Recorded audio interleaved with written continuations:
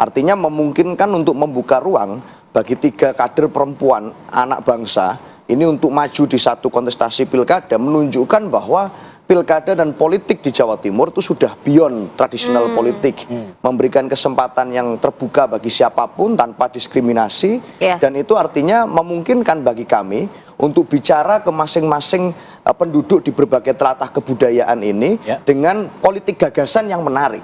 Kalau sejauh ini kita masih melihat ada suasana bahwa Jawa Timur ini perlu ada suasana baru, Jawa Timur yang lebih bersih, pemerintahnya lebih transparan, lebih mendunia, lebih global, lebih mengutamakan gagasan, lebih bersih dari korupsi. Maka tagline kami adalah Jatim resik-resik Jawa Timur, gitu, bersih-bersih Jawa Timur. Nah, ini isu yang saya rasa sangat mudah untuk diterima dan ditangkap oleh siapapun di Jawa Timur, tidak peduli telatah kebudayaannya. Berarti kalau istilahnya resik-resik, bersih-bersih, berarti masih ada yang kotor begitu ya?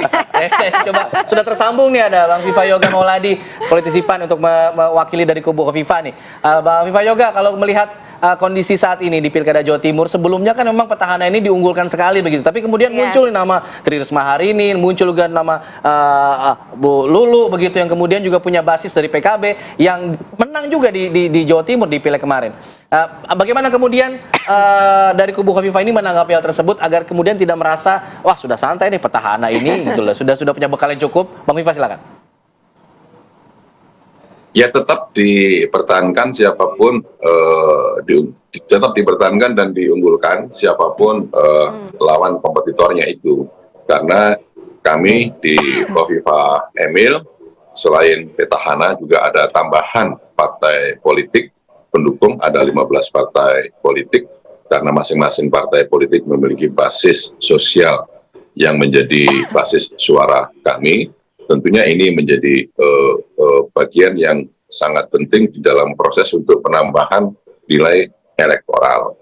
Jadi kalau kemudian berbicara soal 3 kategori wilayah di Jawa Timur, yaitu Tapal Kuda, Mataraman, dan Arek, seluruhnya sudah kami petakan, sudah kami konsolidasikan seluruh kekuatan partai politik pendukung Kofifa Emil, dan juga kita sudah mulai menghidupkan para relawan-relawan yang dulu menjadi mesin pendulang suara, dan sekarang ditambah lagi dengan relawan-relawan baru yang memiliki nilai akseptabilitas dan memiliki akar di tingkat-tingkat desa.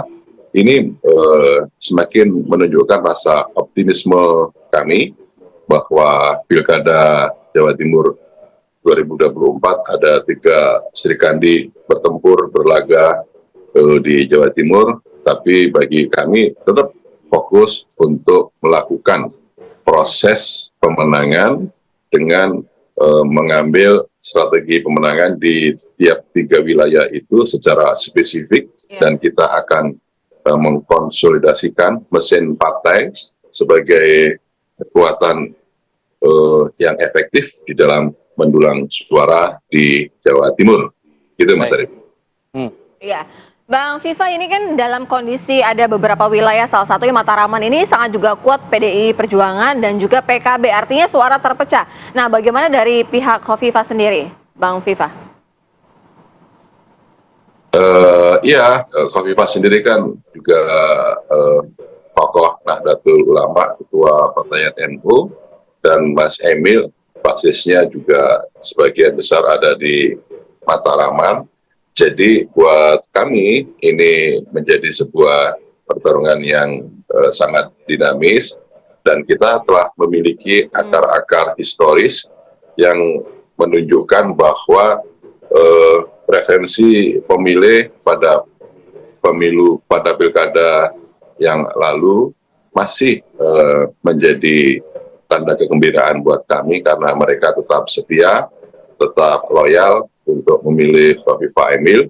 Tinggal kita akan melakukan sosialisasi, kita akan mendekatkan kembali suasana kebatinan dengan mereka untuk tidak berpaling ke lain hati, karena proses penggalangan kekuatan bukan hanya dimulai dari ini, tetapi sejak 5 tahun yang lalu petahana ini terus melakukan komunikasi politik, sosialisasi, dan dekat dengan mereka. Dan saya rasa dalam kondisi seperti ini, maka insya Allah Kofifah Emil di 27 November akan menyebut kemenangan, akan mendapatkan mandat dari rakyat, dan mendapatkan ridho dari Allah Subhanahu wa Ta'ala untuk terpilih kembali menjadi gubernur dan wakil gubernur, yang itu menjadi pilihan rakyat.